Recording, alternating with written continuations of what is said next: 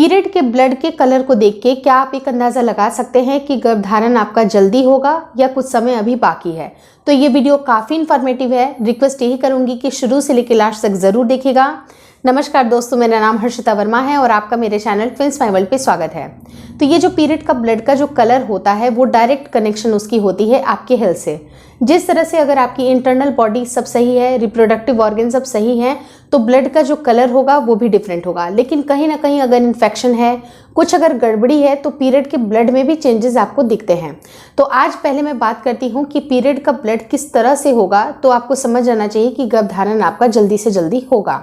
अगर आपका बिल्कुल रेड कलर का ब्लड आता है प्योर, अगर मैं फ्लो की बात करूं, ऐसी नहीं है कि पहले दिन या फिर लास्ट दिन के ब्लड को आप अगर कनेक्ट कर रहे हैं या फिर उससे अगर आप देख रहे हैं, तो ये ऐसा मत करिएगा। जब आपकी फ्लो कंप्लीट आने लगेगी उसके बाद से आप देखिए कि आपकी फ्लो कैसी आती है।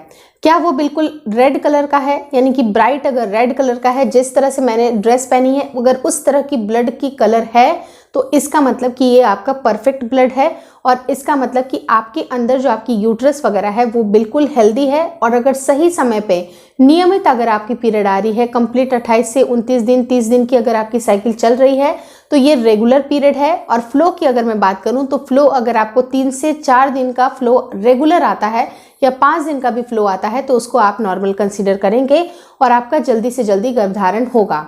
लेकिन वहीं पर जिन महिलाओं के पीरियड के जो ब्लड होता है वो बहुत ही ब्राउनिश कलर का होता है, तो ब्राउनिश कलर का जो ब्लड होता है वो सिग्निफाई ये करता है कि आपके शरीर में ये पीरियड का ब्लड ज़्यादा देर तक रुका है। आपकी यूट्रस की जो लाइनिंग है उसमें वो ज़्यादा देर तक रुका है और उसको आउट वो समय पे नहीं हो रहा है, यानी कि आपका पीरियड साइकिल इरेगुलर है। बहुत दिन चढ़ चढ़ के अगर आपके पीरियड साइकिल आते हैं और ये ब्राउन कलर का होता है, तो ये भी सही इंडिकेशन नहीं होती है। इसके बारे में आपको सोचना चाहिए, अपने पीरियड को सुधारने की ज़रूरत है ताकि ये नॉर्मल हो जाए। वहीं पर अगर मैं एबनॉर्मल और भी चीज़ों के ऊपर बात करूं, तो जिन महिलाओं को उनके पीरियड के फ्लो के साथ साथ उनको हल्का सा ग्रीनिश जैसा टिंच आता है, मतलब लगेगा कि हल्का हल्का ग्रीनिश भी उनको पैड पे लगता है, तो कोशिश ये करिए कि आप नियमित तौर पे अपने पैड को बदलिए रेगुलर इंटरवल पे। जैसे कि 3-3 घंटे 4-4 घंटे पे आपको रेगुलरली पीरियड बदलना है। अगर फ्लो आपका ज़्यादा है तो 2-2 घंटे में भी आपको पीरियड के पैड को चेंज करने की ज़रूरत है। लेकिन इसके साथ ही साथ अगर आपको फिर भी यहाँ पर ग्रीनिश अगर डिस्चार्ज लगता है, आपको लगता है कि बहुत अजीब सा थोड़ी स्मेल, फाउल स्मेल भी हो सकती है, तो आपको इमीडिएटली डॉक्टर से मिलने की ज़रूरत है, क्योंकि ये कहीं ना कहीं आपके इन्फेक्शन के कारण हो सकते हैं। तो अपनी डॉक्टर से मिलिए, वो आपको प्रॉपर मेडिकेशन देंगी ताकि आपके पीरियड का जो फ्लो है वो नॉर्मल आ सके।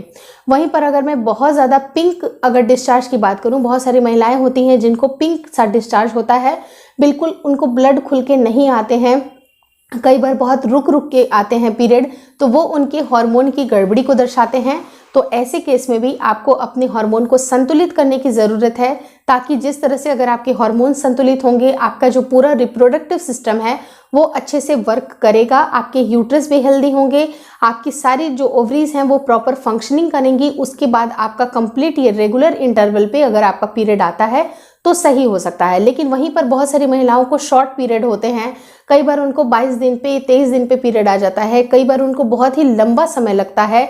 तो ये जो लंबा ड्यूरेशन होता है, नियमित होता ही नहीं है, तो अपने पीरियड साइकिल को आप मॉनिटर करिए कि ये कितनी लंबी जाती है या कितनी शॉर्ट रहती है।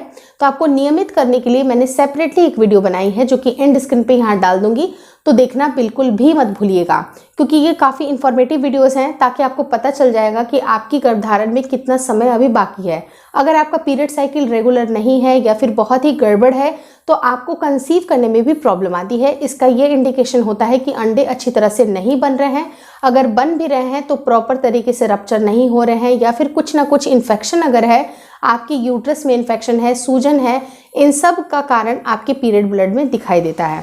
वहीं पर अगर मैं स्पेशली पिंक डिस्चार्ज की बात करूं, तो बहुत सारी महिलाओं को जब उनका गर्भाधारण हो जाता है, जब आरोपण हो जाता है, उसके बाद उनको थोड़ा सा अगर 1 या 2 बूंद अगर उनको पिंक डिस्चार्ज होता है, जो कि बहुत ही नॉर्मल होता है, अगर 1 से 2 बूंद या बिल्कुल एकदम हल्की से अगर आप ब्लीडिंग लगती है, तो ये आपकी इम्प्लांटेशन ब्लीडिंग भी हो सकती है। तो इम्प्लांटेशन ब्लीडिंग के बारे में अधिक जानकारी लेने के लिए एंड स्क्रीन पे ये दोनों वीडियो की लिंक लगा दूंगी, जो कि काफ़ी ज़रूरी है, तो देखना मत भूलिएगा। Thank you so much for watching twins my world.